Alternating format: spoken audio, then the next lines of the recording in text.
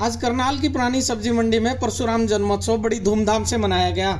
इस दौरान हरियाणा के पूर्व मुख्यमंत्री मनोहर लाल खट्टर, राज्यसभा सांसद कार्तिकेय शर्मा, सांसद संजय भाटिया और पूर्व मंत्री विनोद शर्मा मौजूद रहे। इस कार्यक्रम में प्रदेश भर से हजारों लोग पहुंचे। पूर्व मुख्यमंत्री मनोहर लाल खट्टर ने मीडिया से बातचीत करते हुए कार्यक्रम में आए लोगों का धन्यवाद किया। वहीं मनोहर लाल खट्टर ने दावा करते हुए कहा कि हरियाणा में 10 की 10 लोकसभा सीट और करनाल की विधानसभा सीट पर भाजपा जीत हासिल करेगी और तीसरी बार नरेंद्र मोदी को प्रधानमंत्री बनाने का काम करेंगे। वहीं राहुल गांधी पर तंज कसते हुए मनोहर लाल खट्टर ने निशाना साधा कि कभी कोई सीट बदलते हैं वो, कभी कोई सीट बदलते हैं वो, ऐसे लोग कुछ नहीं कर सकते।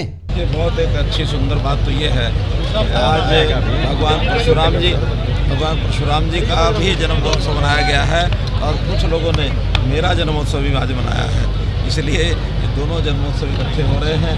मैं भगवान परशुराम जी के चरणों में विनम्रता से अपनी श्रद्धांजलि अर्पित करते हुए मैं जरूर उन लोगों का जिन्होंने आज मेरे लिए भी आशीर्वाद और शुभकामनाएं दी हैं, उन सबको मैं धन्यवाद करूँगा, आभार प्रकट करूँगा और उनकी इन शुभकामनाओं और आशीर्वाद से मुझे भी एक नई ताकत, उमंग, उत्साह के साथ और अपने परिवार की, अपने प्रदेश की, अपने देश की सेवा करने का अवसर मिलेगा।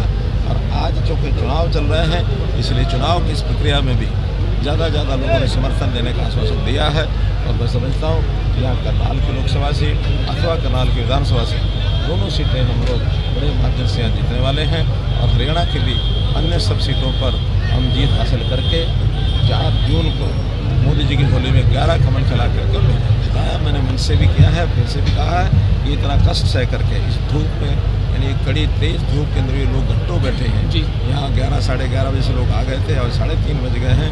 इतनी लंबी इंतजार के बाद भी उन्होंने मुझे सुना भी है और मुझे आशीर्वाद दिया है, मैं आभार प्रकट करता हूँ। आपने कहा राहुल गांधी अमेठी छोड़कर रायबरेली से अब चुनाव लड़ रहे हैं। छोड़ता से ऐसे ही होते हैं, तो वायनाड छोड़ करके और फिर अब यहाँ भी यानी उन्होंने रायबरेली, अमेठी छोड़ा, फिर रायबरेली पहुँच गए हैं और मुझे नहीं लगता कि कहीं की जनता का कोई भला कर पाएंगे। वो सबको धोखा देने सीखे हैं, पूरे देश की जनता को लगातार धोखा दे रहे हैं। उनके बड़े जो हैं, जो बड़े पूर्वज हैं, वो भी अपनी उस प्रकार की बुनी हुई सारे जो जाल थे उसके अंदर फंसते जा रहे हैं। हर बार गरीबी का नाम हट लगाना, गरीबी हटाएंगे। 1970 से तो मैं स्वयं देख रहा हूँ, इंदिरा गांधी जी गरीबी हटाने के नाम से राज करने शुरू किया था। आज भी वो गरीबी हटा रहे हैं, क्योंकि मोदी जी ने गरीबी हटाई है। उन्होंने यानी अपने इस 10 साल के कार्यकाल में 20 करोड़ परिवारों को गरीबी रेखा से बाहर किया है। ये विश्व बैंक के आंकड़े हैं, ये नीति आयोग के आंकड़े हैं। गरीबी हटाना पड़ता है तो कोई योजना बना के कुछ सार्थक काम करने पड़ते हैं। मोदी जी ने गरीब परिवारों को मकान दिए, मकान में शौचालय दिए, उसमें लाइट दी, उसमें यानी बिजली दी है, बिजली, लाइट और पानी दिया है, उसके अंदर गैस सिलेंडर दिए हैं और साथ में परिवार को इलाज के लिए जो 5 लाख रुपए का मुफ्त बीमा आयुष्मान भारत इस नाम से दिया। तो गरीबी हटाने के लिए कुछ कार्यक्रम होता है। कांग्रेस ने कभी कोई कार्यक्रम नहीं चलाया, इसलिए वो गरीब को वोट बैंक को बना के रखना चाहते हैं और अपनी एक बहुमती बना के चलना चाहते हैं। अभय चौटाला कहते हैं कांग्रेस और बीजेपी की सेटिंग हो गई है, इसलिए कांग्रेस ने हल्के कैंडिडेट उतार दिए। हुड्डा बीजेपी से मिले हुए हैं, ये भी आपके दोस्ती बता रहे हैं। लोकतंत्र में अगर सारे दोस्त मिल जाएं तो इकट्ठे मिल करके कुछ ना कुछ समझौता करके आगे बढ़ जाएंगे। दिक्कत क्या है उसमें? अगर लड़ाई लड़ना जरूरी थोड़ी होता है। बहुत सी जगह पर निर्विरोध भी चुने गए हैं।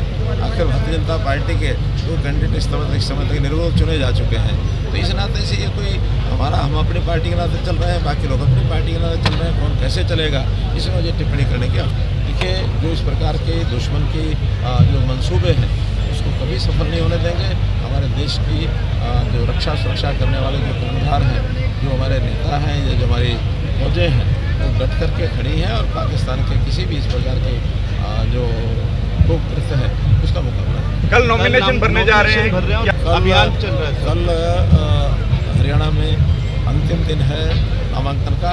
हमारी 10 में से यानी बल्कि 11 में से 8 नामांकन हो चुके हैं। 3 नामांकन कल होने हैं, 2 हमारे करनाल के, 1 फरीदाबाद का। तीनों नामांकन कल पूरा एक जोश के साथ हमारे केंद्रीय मंत्री, हमारे जोश के साथ हमारी जनता इतनी आती है कि उस समय फिर केंद्रीय नेता कोई आएंगे तो स्वागत है, नहीं भी आएंगे तो हमारे जनता महत्वपूर्ण खूब आएगी, डट के आएंगे।